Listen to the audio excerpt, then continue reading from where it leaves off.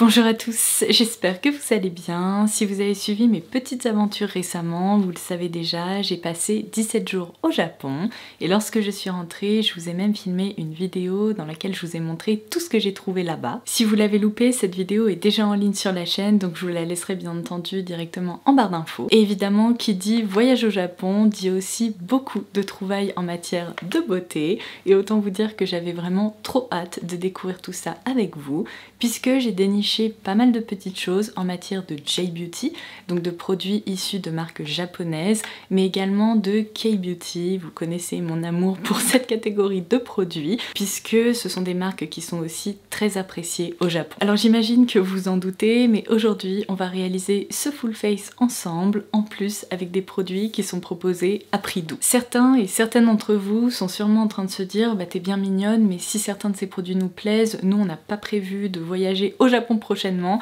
alors comment est-ce qu'on va faire pour se les procurer? Et c'est là où je remercie l'équipe de YesStyle de collaborer avec moi sur cette vidéo, puisque sur cet e-shop vous pourrez retrouver toutes les références que je vais vous présenter aujourd'hui. Puisque j'ai la chance de travailler avec YesStyle depuis un moment maintenant, je leur ai également demandé un avantage supplémentaire pour vous qui s'affiche à l'écran. Je vous laisserai également ce code en barre d'infos si vous voulez le copier-coller pour en profiter. Il s'agit donc du code LODOS12 qui vous permet de profiter de 12% de réduction sur tous les produits du site et ceux des 59 € d'achat. Comme ça, si vous repérez certaines références qui vous intéressent dans cette vidéo ou si vous avez déjà des produits sur votre wishlist, vous pourrez les commander à moindre coût. Puisque je viens d'évoquer le fait qu'aujourd'hui on va réaliser un maquillage complet ensemble, autant vous dire qu'on a du pain sur la planche, alors c'est parti. Comme d'habitude, je vais commencer par me maquiller le teint parce que je trouve ça beaucoup plus simple et aujourd'hui on va tester ensemble un produit dont j'avais annoncé le lancement en tout début d'année dans l'une de mes vidéos Beauty News. Vous allez peut-être le reconnaître, en fait dans sa gamme Superstay, Maybelline propose un produit teint en exclusivité pour le marché asiatique. Et ce n'est pas vraiment un cushion puisqu'en fait la marque le décrit comme un baume qui se transforme en crème. Donc voici à quoi ressemble le compact et j'ai opté pour la teinte la plus claire qui est la N-Lisse. Vous savez à quoi ça me fait penser en fait? Au fond de teint KVD Vegan Beauty qui se présente exactement comme ceci sous forme de baume. C'est un produit dont je me suis beaucoup servi il y a quelques années. J'adorais le porter donc j'espère que ça va aussi bien se passer avec celui-ci. On va voir ce que ça donne en termes de couvrance. Ok, je dirais qu'elle est moyenne. Vous voyez, on n'est pas sur de la couvrance totale. J'ai l'impression qu'il joue un peu sur la transparence. C'est vraiment très étonnant. Ça ressemble à une crème, mais qui se tient un petit peu plus. J'ai l'impression que ça dépose un côté un peu poudré aussi sur le teint. Il a un petit peu de mal à se fixer sur le nez, je pense que la texture glisse un petit peu trop. Donc autant sur des surfaces assez lisses comme les joues, ça va, autant sur le nez, j'ai l'impression que je vais pas m'en sortir. Et bien écoutez, je vous confirme que ce produit ressemble beaucoup au fond de teint dont je vous parlais chez KVD Vegan Beauty, mais il offre moins de couvrance. Donc son rendu est plus naturel. Je trouve d'ailleurs qu'il est très joli sur le teint et dans l'ensemble je l'aime beaucoup, si ce n'est sur deux zones. Franchement sur le nez j'ai un peu galéré et je trouve que le rendu ne correspond pas tout à fait à ce que je recherche, donc je vais améliorer ça grâce à mon anti-cerne ou correcteur. Et en ce moment à cause des changements de température j'ai des zones de déshydratation localisées juste ici et j'ai remarqué qu'il les avait un petit peu marquées. Alors pour sa défense c'est un produit pour le teint, pas vraiment pour le contour des yeux. J'ai juste voulu unifier un petit peu cette zone, franchement j'aurais pu éviter, mais si on laisse ces deux points de côté, franchement je l'aime bien. J'ai quand même hâte de le fixer parce que j'ai l'impression que c'est un produit qui ne va pas le faire de lui-même, c'est-à-dire que le rendu que vous observez est vraiment celui qui reste sur le visage et j'ai l'impression qu'en le touchant en fait je peux un peu le déplacer. Puisque je n'ai pas acheté d'anti-cerne au Japon, je vais utiliser mon anti-cerne préféré du moment qui est celui de Hourglass qui est très couvrant, donc il faut vraiment pas en appliquer beaucoup. Du coup je vais me concentrer ici au niveau de la zone du contour de l'œil. Je vais essayer de corriger là cette zone qui est un peu marquée. Ah, cet anti-cerne vraiment il est magique, je l'aime tellement. Il a même réussi à unifier cette zone assez compliquée. Et bien écoutez, là on est nickel, je vais donc pouvoir poudrer mon teint. Je vous l'avais dit dans ma vidéo haul, ça c'est vraiment l'un des produits que j'avais le plus hâte de tester. Il s'agit d'une poudre compacte qui s'intitule la Suppin Powder de la marque Club et j'ai entendu vraiment des avis hyper positifs à propos de cette poudre. Ah, attendez, il y a un système d'ouverture facile. Je vais ressortir mon petit Google Trad pour pouvoir vous en dire un peu plus à son sujet. Ah bah d'accord, ça je ne le savais même pas. Alors ce n'est sûrement pas quelque chose que je vais faire, mais ils indiquent que c'est une poudre de soin pour la peau que l'on peut porter au lit en fait, en allant se coucher après s'être nettoyé le visage. Mais quoi ? Qu'est-ce que c'est que ça? Alors elle a apparemment été pensée pour sublimer la peau lorsqu'on ne porte pas de maquillage. Bon, j'espère que ça va fonctionner par-dessus du maquillage parce que là clairement j'ai déjà bien commencé. Elle crée un film protecteur sur la peau qui protège notamment des microparticules qui sont présentes dans l'air, de la poussière, etc. Elle contient également des ingrédients hydratants comme de l'acide hyaluronique, du collagène, un extrait de fleurs, de camomille ainsi que de rose de Damas. Bon, il y a quand même une petite indication juste en bas. Si vous portez du maquillage ou de la crème solaire, veuillez les nettoyer et les retirer avant utilisation. Mais non, moi je voulais que ça soit une poudre fixatrice. Vous savez quoi? J'ai déjà vu des gens maquillés qui la portent, donc je vais tester. Alors le packaging est génial, il est en alu comme ça, il est très léger, donc facile à transporter. Il y a également un petit puff. Ça sent vraiment l'eau florale de rose. De toute façon, je vais la concentrer au niveau de la zone T. Et bien écoutez, ça m'a l'air de parfaitement fonctionner par-dessus le maquillage. Et je vais vous dire un truc, c'est hallucinant comme ça lisse là où on la dépose. C'est hyper fin, il n'y a pas de film blanc. Ça crée vraiment un effet peau de pêche tout doux. En plus, j'ai l'impression de ne rien appliquer. C'est assez impressionnant. Je vais donc m'en servir au niveau de la zone du contour de l'œil pour fixer le tout. Oh, c'est hyper joli. Regardez, comme ça a lissé. Je pense que ça peut se voir quand même la différence. Écoutez, ma première impression est excellente. Si elle n'est pas trop occlusive, je pense que ça pourrait en effet être une excellente poudre compacte. Donc on verra ce soir ce que ça donne en termes de rendu. Mais comme ça, je trouve ça hyper joli. Pour le blush, je vais repasser à une texture crème, c'est pour ça que j'ai évité d'appliquer de la poudre juste ici. Et je vais découvrir avec vous le Cream Blush de la marque Can Make, que je connais déjà mais dans sa formule originale qui est en fait une formule crème classique. Là j'ai opté pour la teinte P02 mais j'ai l'impression qu'il s'agit ici d'une déclinaison qui est un petit peu satinée et lumineuse dont le rendu... Oh mais c'est pas un blush crème, c'est en fait un blush poudre. Regardez, on voit vraiment qu'il y a presque un petit peu d'highlighter qui a été intégré à la texture. Oh mais c'est très beau. Alors là, je m'attendais pas du tout à ce que ce soit une texture poudre par contre. Donc on va voir comment il se diffuse, mais il a l'air très fin et très soyeux. Pourquoi est-ce qu'ils l'ont appelé Cream Cheek du coup? Très étonnant. Et je vais diffuser ça. Alors la pigmentation m'a l'air d'être assez légère pour qu'on puisse construire justement la matière. Alors c'est vraiment le blush poudre le plus facile à appliquer puisque comme vous pouvez le voir il ne fait strictement aucune tache. J'ai pas du tout l'impression d'avoir créé une zone très colorée que je dois absolument estomper. Au contraire, je fais pas grand chose et il se diffuse tout seul. Le rendu est ultra naturel. Comme vous pouvez le voir, certes on voit qu'il y a un côté un petit peu satiné, mais en fait on a l'impression que c'est la luminosité naturelle de ma peau. Et j'ai l'impression qu'on peut vraiment superposer les couches sans faire de bêtises. Donc ça, c'est une très belle surprise. En matière d'highlighter, comme vous le savez, j'ai craqué pour 2 références. Alors le choix va être très difficile parce que les deux m'ont l'air vraiment très jolis. À la limite, je peux essayer d'en appliquer un d'un côté et l'autre de l'autre. On va commencer donc par le Can Make. Je vous ai déjà montré un petit swatch, mais je vais recommencer parce que... Non mais regardez-moi ça, on dirait un concentré de poudre de diamant. Et d'ailleurs, sa texture est identique à celle du blush, maintenant que j'y pense. C'est-à-dire que, vous voyez, c'est très fin, très soyeux, ça ne fait pas de chute et ça se diffuse hyper bien, en tout cas comme ça lorsqu'on le swatch. Donc on va voir ce que ça donne sur le visage. Je vais pas en prélever beaucoup parce que celui-ci m'a l'air beaucoup plus pigmenté que le blush. Oh bah en fait je peux y aller. Enfin, moi qui suis habituée aux highlighters qui sont hyper intenses, très métallique. En fait ça, regardez, c'est ultra doux. Je m'attendais pas du tout à ça vu le swatch, mais ça montre à quel point la texture est hyper fine, hyper soyeuse. Alors j'imagine qu'on peut tout de même le construire si on veut obtenir un résultat un petit peu plus dramatique, on va dire que ça. Mais là par exemple pour le quotidien, je trouve ça parfait.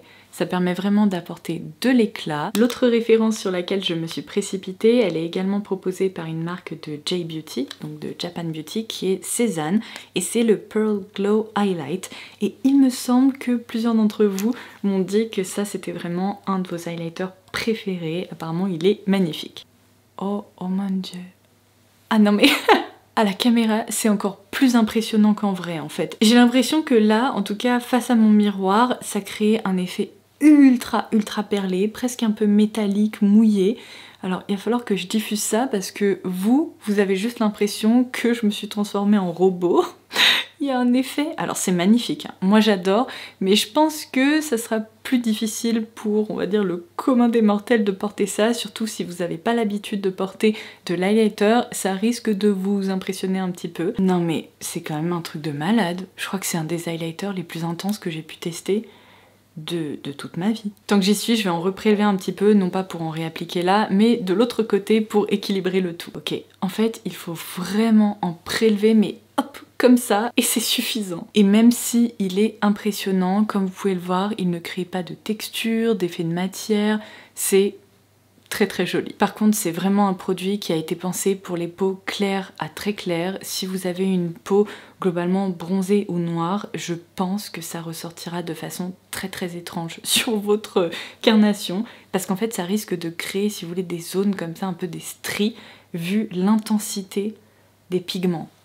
Franchement, c'est fou. Tant que j'y suis, et juste avant de passer aux yeux, je vais également me servir donc de cet highlighter en touche lumière, en coin interne. Donc voilà, pour le travail du teint, franchement, je suis impressionnée. Je trouve que le résultat est très joli. Alors pour justement sceller le tout, je vais enfin pouvoir tester ce spray fixateur de la marque Tir que j'ai déniché dans un drugstore et qui m'a vraiment intriguée puisqu'il est résistant alors à la fois à la transpiration, à l'humidité, aux larmes, bref à l'eau en fait de façon générale. Alors j'ai fait un petit tour sur YesStyle avant de vous proposer cette vidéo et malheureusement cette référence n'est pas encore arrivée sur le site. Je me demande si c'est pas une nouveauté et si elle ne finira pas en effet par apparaître.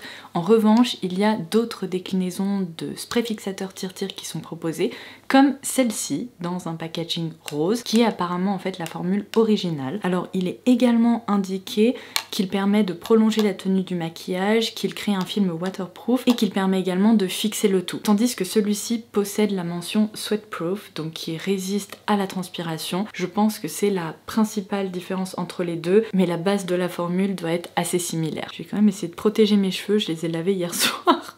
Niveau parfum, c'est assez rafraîchissant, un petit peu espéridé finalement. Et je suis en train de réaliser qu'un peu comme le spray Fenty, vous voyez, il y a une petite résistance quand je le touche comme ça au niveau de la main. Donc en effet, il doit être assez fixant. Je suis hyper contente de constater que non seulement il n'a fait absolument aucune tache sur mon teint, mais en plus il est complètement imperceptible. C'est-à-dire que le rendu que j'avais avant d'utiliser le spray fixateur est exactement le même là après, une fois qu'il est séché. C'est-à-dire que le rendu assez matifiant et tout doux, vraiment effet peau de pêche de la poudre est toujours présent, ce qui est assez hallucinant parce que certains sprays fixateurs modifient en fait un peu le rendu de vos produits teints et là ce n'est pas le cas, donc je suis très contente. Alors évidemment, il faudra attendre mon point en fin de journée pour que je puisse constater son pouvoir de fixation et également toutes ces caractéristiques là que j'ai évoquées juste avant. Pour les yeux, on va rester dans cette thématique vraiment très lumineuse avec un produit cette fois-ci de la K-Beauty que j'ai en effet acheté au Japon. Il s'agit du Art Stick de la marque Too Cool for School et c'est une nouvelle collection de fard à paupières ultra scintillant. J'avais trop hâte de le découvrir et de le porter. Celui-ci franchement j'étais à deux doigts de le faire sans vous, mais je vous ai attendu. Je vous laisserai évidemment sa référence exacte en barre de description. Je vais vous montrer un petit swatch parce que franchement c'est hallucinant. Il est ultra intense, scintillant, mais regardez-moi ça. C'est si beau. Je vais juste le répartir comme ça grossièrement. Oh mon dieu, mais est-ce que vous pouvez voir à quel point ça scintille littéralement? C'est-à-dire que la lumière est réfléchie par plein de micro-paillettes. C'est trop beau. Seule petite différence que je remarque par rapport au fard Too Faced, c'est que ceux-là se fixent en fait et ne bougent plus. Tandis que là, j'ai un peu l'impression qu'il reste crémeux. Alors pour éviter qu'il file dans les plis, je vais ressortir mon spray fixateur et en vaporiser un peu sur les yeux, comme ça au moins je protège le tout. Ensuite, pour définir le regard, je vais utiliser le crayon Can Make en teinte noire qui fait apparemment partie des best-sellers au Japon depuis un moment. C'est un produit qui tient apparemment très bien. Espérons que ce soit le cas puisque grâce à sa petite pointe extrêmement fine, non mais même ma caméra n'arrive pas à faire le focus tellement c'est tout petit. Regardez-moi ça, c'est hallucinant. Et ça c'est en appuyant quand même pas mal, donc ça crée un trait qui est certes fin mais un peu plus épais que si on utilise la tranche. Je pense que pour les personnes qui ont beaucoup de mal avec les eyeliners feutres, les eyeliners liquides, qui aimeraient encore une fois apporter un petit peu de définition mais qui sont pas hyper doués avec le fait de tracer des traits comme ça, regardez, en 3 secondes, la différence, c'est juste fou. Ça permet également de donner l'illusion d'une frange de cils un peu plus dense, donc ça je dis jamais non, et je vais essayer de voir si j'arrive à le placer en muqueuse. Est-ce qu'il va tenir? J'ai des yeux très sensibles, donc ce n'est pas quelque chose que je fais de façon habituelle. Mais là, ça m'a pas du tout dérangé, encore une fois, parce que la pointe est tellement fine que je l'ai même pas senti. Pour l'étape du mascara, j'ai un petit peu peur puisque j'ai acheté 2 déclinaisons du mascara Heroine Make au Japon. C'est un mascara qui apparemment tient du feu de Dieu, qui ne bouge pas. Donc là c'est la déclinaison volume qui permet en fait de bien étirer les cils et c'est une formule qui est super waterproof. Donc à mon avis je vais en effet avoir besoin de me munir de mon petit mascara démaquillant qui a d'ailleurs été développé spécialement pour ces mascaras. Et j'espère que ce soir j'aurai pas à frotter comme une malade pour réussir à retirer ça. En fait c'est très étonnant parce que j'ai vraiment l'impression qu'il n'y a rien sur la brosse. J'ai peut-être parlé un petit peu trop vite. Il est moins allongeant que beaucoup de mascaras là dont je me servais ces dernières semaines. Par contre, c'est vrai qu'il recourbe très bien, il sépare et il coiffe très bien. Pour le moment, je trouve ça assez fluffy, assez naturel. Et j'ai l'impression pour le coup que mes cils se comportent mieux grâce à lui. Il montre un peu moins de résistance à se positionner comme je l'aimerais. C'est particulièrement le cas avec les petits cils internes. Par contre, ce n'est vraiment pas le mascara que l'on peut construire une fois qu'il est sec, puisque regardez, en fait, la matière ne se dépose même plus. Elle passe comme ça sur les cils, puisque la texture c'est un peu figé et je pense qu'ils vont rester comme ça mais sans bouger. C'est quand même très joli. Finalement, la longueur et le côté très étiré, très recourbé et sublime. Je trouve qu'en plus ça n'a créé absolument aucun paquet et le fait que la texture soit assez sèche, c'est un peu étonnant à l'application, mais là ça me dérange pas du tout dans le sens où je ne la sens pas. Moi ce qui me dérange surtout étant porteuse de lentilles, c'est quand la texture est tellement sèche qu'elle se met même à m'assécher les yeux. Là, franchement, j'ai l'impression de ne rien porter. Je suis vraiment contente du rendu de ce maquillage, vous me direz ce que vous en pensez dans les commentaires. Mais pour le terminer, je vais utiliser un produit que vous connaissez déjà, dont je vous ai déjà beaucoup parlé. Parce qu'en fait, j'ai réalisé qu'au Japon, je n'ai acheté aucun produit pour les lèvres. C'est peut-être lié au fait que j'en ai déjà plein, donc j'ai pas ressenti le besoin de le faire. Mais puisque la marque Fui est elle aussi très appréciée au Japon, je me suis dit que c'était le moment de ressortir un de mes petites pots effet trampoline. Donc ça c'est la teinte Bali. Et ce que j'adore c'est que ça se diffuse, vous voyez, hyper facilement et ça crée vraiment un rendu tout doux, hyper velouté sur la bouche. Et c'est un peu la magie de ce produit, il n'y a même pas à s'embêter avec le fait d'être très précis ou précise, puisque en fait les pigments se diffusent un peu tel un nuage sur la bouche, donc ça crée vraiment cet effet flouté, très léger, très délicat. Je trouve ça trop beau. Et même la sensation est géniale parce qu'on n'a vraiment aucun effet de matière, on n'a pas l'impression de porter un produit et pourtant les lèvres sont toutes douces. Et bien voilà pour le maquillage d'aujourd'hui. Puisque je ne peux pas encore vous donner d'informations concernant la tenue de ces produits, je vous propose qu'on se retrouve en toute fin de journée pour conclure cette vidéo. Et bien écoutez, me revoilà, c'est la fin de la journée, il va être 19 h et je me suis dit qu'il était temps qu'on fasse un petit point sur la tenue de tous ces produits. Je vous ai rapproché pour que vous puissiez observer d'un peu plus près tout ce que je vais vous raconter. Avant de commencer, une petite précision, j'ai réappliqué un peu de ce produit Fui vers 14 h, tout simplement parce qu'il s'était très largement estompé après le repas, mais là je n'y ai pas touché depuis 5 h environ. Alors je vais vous dire un truc, ça fait très longtemps que je n'ai pas été impressionnée à ce point là par la tenue de mes produits teints. C'est juste fou parce qu'on sent, si vous voulez, qu'ils ont un peu évolué sur ma peau, mais rien n'a bougé. Franchement, je sais pas quoi dire. J'imagine que ce spray fixateur y est pour beaucoup. Après, je me demande si cette poudre n'est pas aussi excellente que ce que j'avais entendu. En tout cas, la combinaison des deux, c'est juste dingue. Même au niveau de mon front, où il y a habituellement quand même des petites zones de sécheresse ou de déshydratation qui apparaissent, là, c'est hyper lisse. C'est fou. Alors je vais pas y aller par 4 chemins, mais la combinaison de tous ces produits teints qu'on a appliqués ensemble ce matin, eh bien ça fonctionne à merveille, en tout cas sur ma peau sèche à tendance déshydratée. C'est ultra beau et c'est une combinaison que je vais retenir pour cet été ou pour des événements ou lorsque j'aurai besoin de garder mon maquillage longtemps, parce que je suis hyper satisfaite de ce que j'observe là. Alors tous ces produits, évidemment, je valide. J'émets juste une petite réserve concernant cet highlighter. Si comme moi, vous aimez les produits qui apportent beaucoup d'éclat et qui sont assez intenses, vous allez l'adorer. En revanche, si vous avez du mal avec les finis qui sont un peu métallique, très perlé et très intense, vous risquez de le trouver un peu too much pour le quotidien. Après, on peut tout à fait le détourner en tant que fard à paupières, on peut aussi avoir une main très légère lorsqu'on le prélève, il faut juste le savoir. Mais moi je dois dire que je suis quand même séduite, je trouve ça assez angélique. Le seul véritable flop de cette vidéo, ça va malheureusement être ce stick de fard à paupières.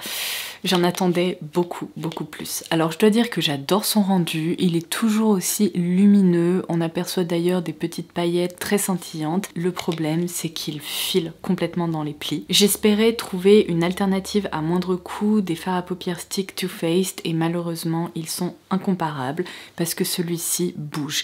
Et alors j'ai déjà été obligée, si vous voulez, d'essuyer un peu comme ça pour filmer des formats courts pour Instagram et TikTok. Mais là, en fin de journée, regardez, je viens d'apercevoir que ça a recommencé. Il y a de nouveau des stries comme ça et c'est vraiment pas joli quoi. Donc malgré le fait que j'ai utilisé le spray fixateur à cet endroit, eh bien il n'a pas pu faire de miracle on va dire, dans le sens où la texture est vraiment trop émolliente. C'est vraiment le produit de cette vidéo que je vous conseille pas du tout malheureusement. En revanche, le crayon et le mascara, est-ce qu'on peut en parler 30 secondes? C'est un truc de malade.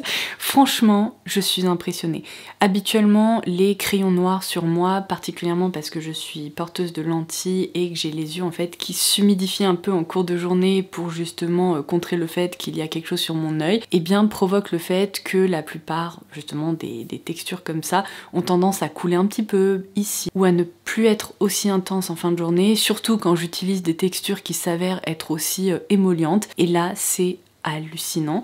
Il n'a pas bougé. C'est-à-dire qu'il s'est fixé, il est resté noir, il est toujours aussi défini.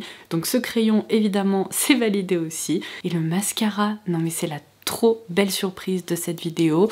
Moi qui pensais que ça n'allait pas être si impressionnant que ça, ce qui est impressionnant, c'est cette courbure qui a tenu toute la journée. Mes cils, vraiment, ils ne sont pas retombés comme avec beaucoup de mascara qu'on teste ici sur la chaîne. Bon, et ça, évidemment, ça se passe de commentaires, vous savez à quel point je les adore. Donc voilà pour ce petit récap, j'espère qu'il aura pu vous être utile. Franchement, je suis un peu déçue de devoir retirer ce maquillage. Je suis à deux doigts de demander à mon mari si on peut pas aller dîner quelque part, parce que, franchement, j'ai même pas besoin de repoudrer ou d'effectuer une petite retouche, à part, bon, mes paupières, mais ça, on va pas en parler. En tout cas, je suis ravie d'avoir pu découvrir en direct avec vous de nouvelles petites pépites. J'espère que cette vidéo vous aura plu et en attendant la prochaine, je vous embrasse très fort et je vous dis à très vite. Bye bye.